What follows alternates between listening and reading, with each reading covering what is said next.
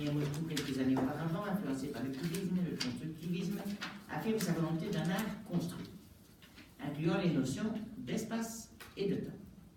Un art où le temps est exprimé réellement grâce à des rythmes et à un système cinétique, une chose qui bouge. On peut faire débuter la tendance constructiviste dès l'apparition au printemps 14 des premiers reliefs picturaux de Vladimir Taklin. Ce mouvement opère une synthèse déterminante des arts plastiques en un seul, celui de la construction.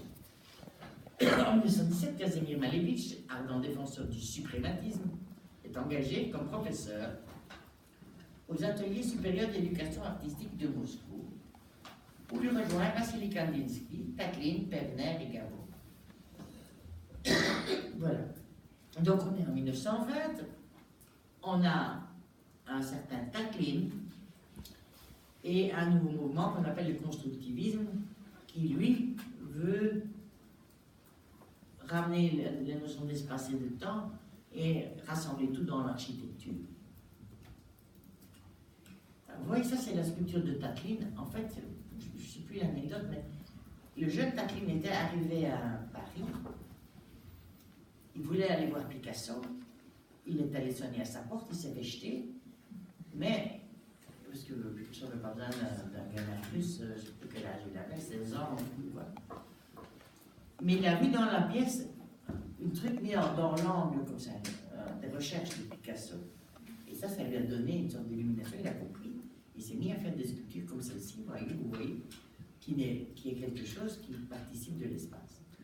Une scission de l'école se produit rapidement. Gabo et Pevner s'accordent avec les points de vue non objectifs de Malevich. Les productivistes, c'est-à-dire ceux qui réprouvent l'autonomie de l'art et prônent la production d'objets utilitaires. Ça va être la grande bagarre. Est-ce que l'art est fait pour l'art ou est-ce que l'art est fait pour servir des objets?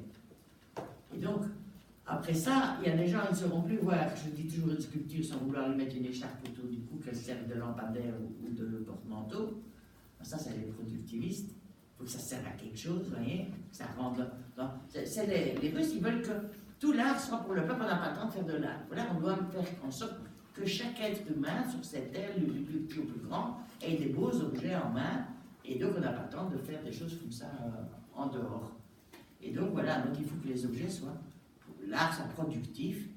Donc, le constructivisme va à la fois s'appliquer dans la peinture, la sculpture, l'architecture.